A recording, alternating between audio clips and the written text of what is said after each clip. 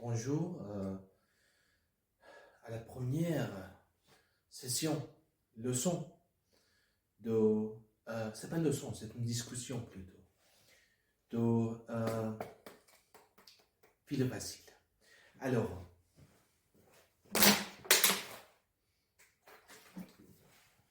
rapidement, j'allume une cigarette et je commence.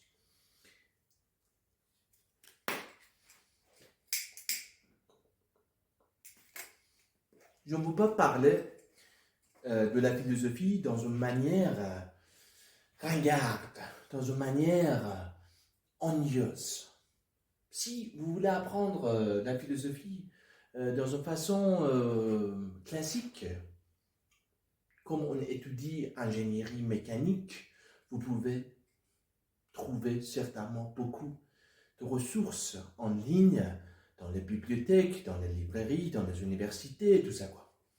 Donc, je veux vous offrir quelque chose, une chose nouvelle, une nouvelle façon de découvrir la philosophie.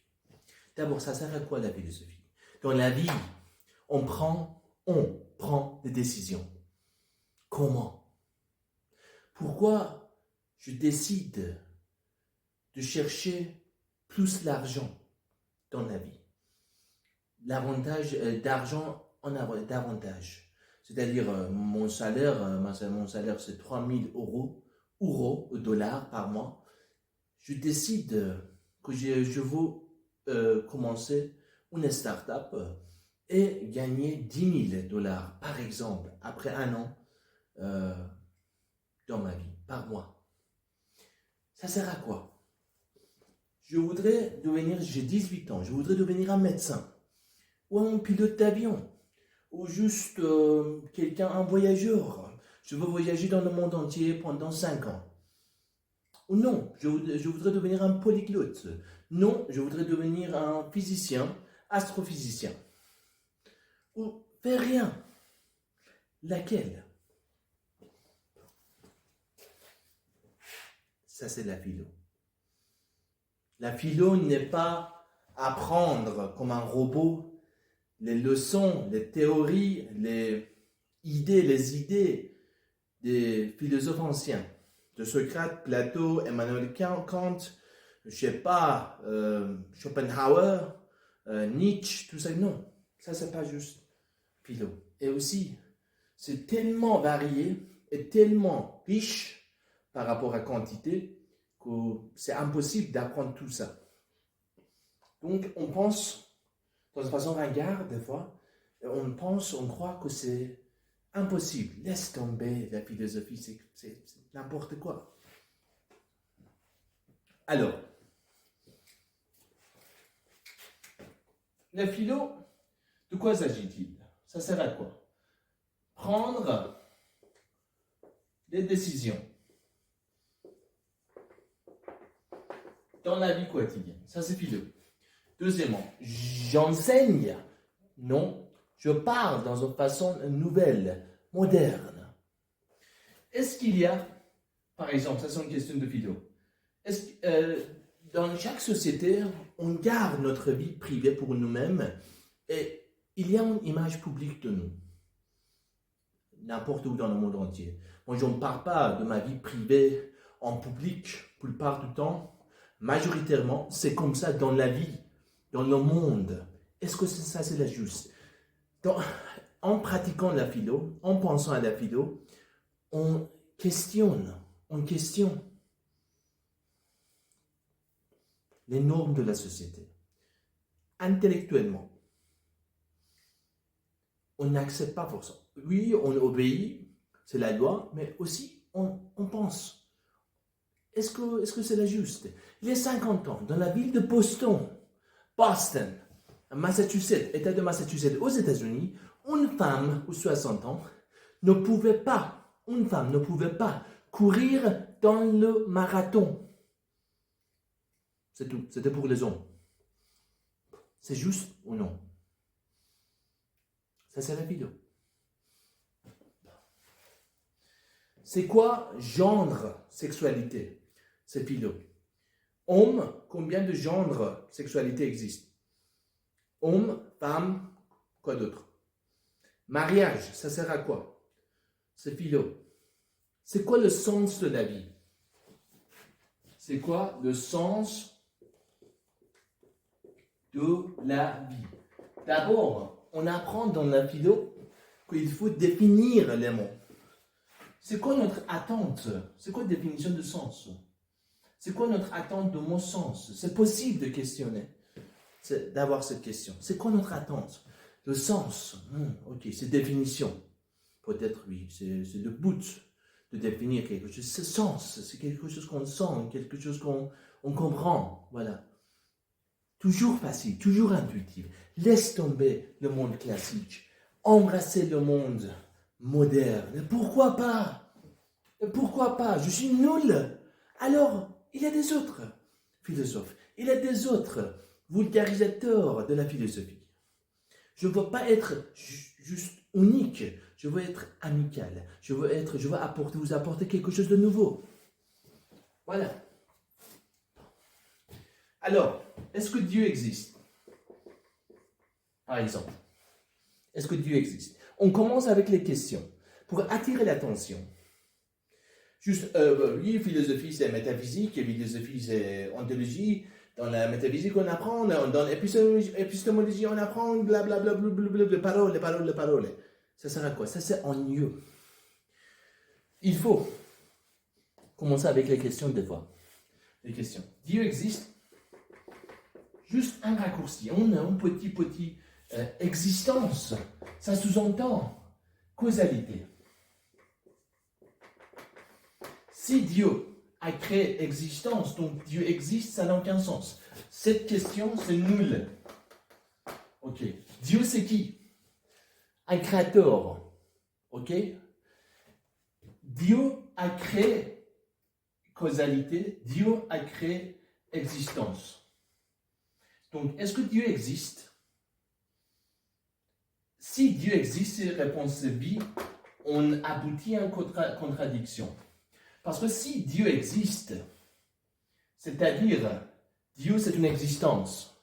Et chaque existence, par rapport à la définition, comment on va dire, suit, le mot suivre, la causalité. Donc, il y a un créateur pour Dieu. Créateur. Donc, Dieu ne peut pas être créateur de tout, par définition. Donc, c'est un peu compliqué. Petit à petit, l'oiseau fait son nid. Petit à petit, je vais expliquer. Mais je veux être un peu chaotique. Je veux être juste ouvrir les yeux, ouvrir les pensées, ouvrir la mentalité. Pourquoi pas un peu de passion. Émotion. Logique. C'est quoi logique?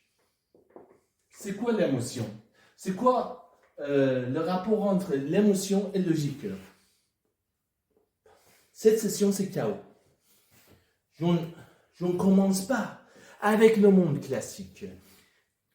Je ne parle pas des noms de philosophes. Emmanuel Kant, il a dit ça. Désolé. Emmanuel Kant, il a dit ça. Nietzsche, il a dit ça. Non, je parle des paroles, je parle des idées, pas des noms. Ça, on entre dans le domaine de sophisme, raisonnement fallacieux, de conneries, de n'importe quoi, si on parle des noms. Oui, Albert Einstein, il a dit que 1 plus 1 égale 10. J'en fiche. Moi, je me soucie de 1 plus 1 égale 10. C'est correct ou non? Je pense à parole. Je pense à ce que je peux parler à propos de ça. Ce que c'est, je peux regarder, je peux penser à propos de ça. Pas les noms.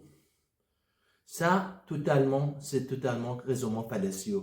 Juste parce que Nietzsche, il a dit jalousie, c'est positif, c'est efficace de fois dans la vie, cela ne signifie pas que c'est correct. Il faut douter tout. Aussi, on peut avoir un peu d'aide de 2 philosophes.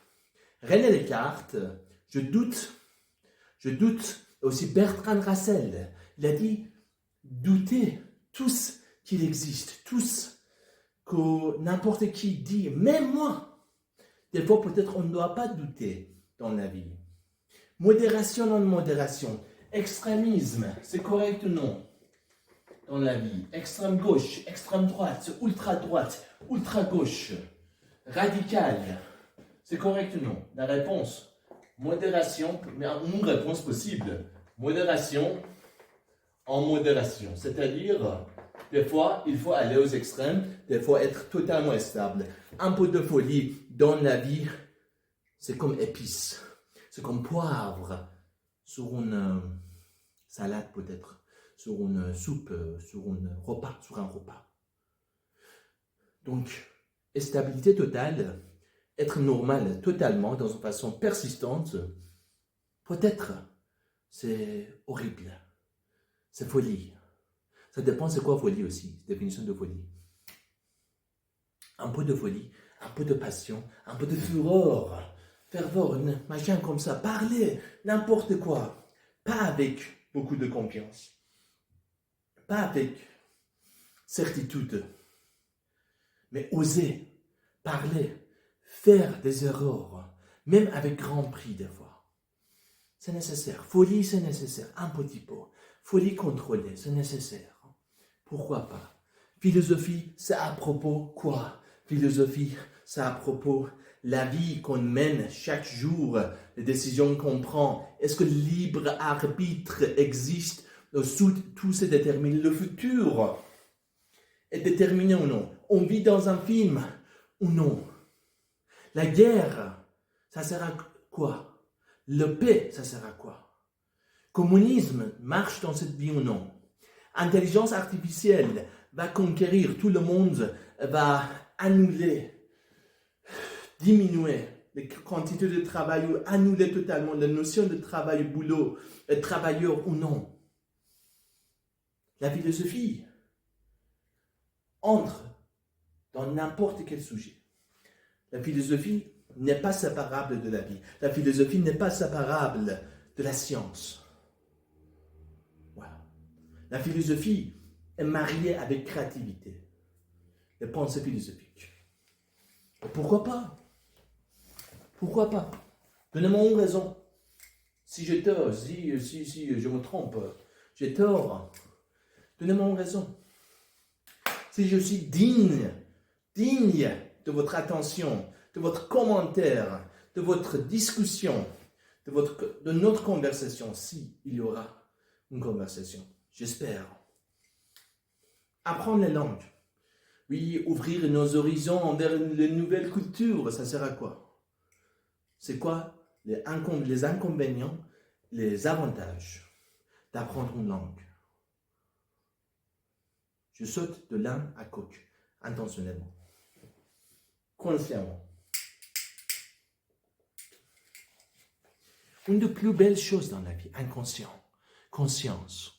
C'est quoi inconscient? Est-ce qu'un inconscient collectif existe? Est-ce que, je ne parle pas dans le domaine de schizophrénie, maladie mentale. Non, non, non. Je ne parle pas nécessairement de maladie psychologique. Je parle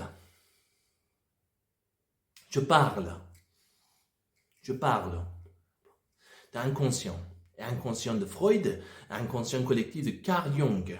Aussi, une nouvelle définition d'inconscient collectif, c'est-à-dire, par exemple, un groupe, un troupeau, un groupe de personnes dans une société, par rapport à l'évolution de Darwin, ils ont évolué, ils étaient évolués, ils ont grandi, un attachement émotionnel, une connexion émotionnelle entre eux ou non. C'est-à-dire, moi je suis professeur de lycée. Est-ce que mon cerveau, une partie de mon cerveau, avec vague électromagnétique, s'est connecté à certains points, à certains degrés, avec les autres professeurs, émotionnellement, avec les autres professeurs de notre société ou non? C'est juste une question. C'est comme un sentiment, comme la France, si je suis français, je vis en France, quand la France gagne le Coupe mondial de football, Coupe du Monde, plupart, majoritairement, les Français, tous, dans ce moment-là, ils sont heureux. Et c'est une émotion collective, inconscient collectif. Peut-être, je parle dans une façon pas exacte, pas précise, intentionnellement. Je veux déclencher une fureur, comment on va dire, déclencher un orage de pensée. Voilà. 15 minutes. Féminisme, c'est-à-dire quoi? Égalité entre les hommes et les femmes. Les femmes et les hommes sont égaux? Non. Et alors, c'est-à-dire quoi féminisme exactement? C'est-à-dire les femmes et les hommes face la droit sont égaux? Oui, ok. Il faut avoir les opportunités égales pour les hommes et les femmes. Par exemple, pour une position. Quelle position? Oui, moi, en tant que... Oui, j'adore les femmes, j'aime les femmes aussi, je soutiens les femmes. Mais en tant qu'un philosophe, oui, quelqu'un qui aime la philosophie, il faut parler pro et contre n'importe quel sujet. N'importe quel sujet. Regardez les différentes perspectives. Regardez les différents aspects, les différents angles d'une notion, d'un sujet, d'un problématique, d'un problème, d'une question. Ça, c'est la philosophie. Je parle pour féminisme pendant 30 minutes, je parle contre féminisme pendant 30 minutes, et après ça, on va conclure. On aura une conclusion. Voilà. C'est quoi les choses surfaites et sous-estimées dans la vie? Moi, je suis digne d'être roi du monde et je suis digne d'être juste un mendiant. Lesquels? Mais est-ce que j'arrive à ce que je mérite dans cette vie ou non? Par exemple, moi, je suis digne d'être un professeur de lycée à Paris. Mais est-ce que la vie et le monde, malgré tous mes efforts, me donnent cette opportunité ou non? Est-ce que Brad Pitt est digne d'attention et de célébrité qu'il a ou qu'il reçoit ou non? Sans entrer dans les attaques personnelles, que je suis jaloux, ou je suis riche, ou je suis pauvre, ou je suis, je ne sais pas, quelqu'un avec complexe psychologique, juste avec narcissisme, vous attaquez un personnage très célèbre pour attirer l'attention. Sans entrer dans ces détails, juste parler de philosophie, penser, critique, créer des idées, poser des questions et trouver des réponses, même quand on n'est pas sûr de réponse. Juste aller en avant. Et avec hypothèse, créer une réponse et après ça, apercevoir, voir que ça marche ou non. Allez, ciao, buonanotte.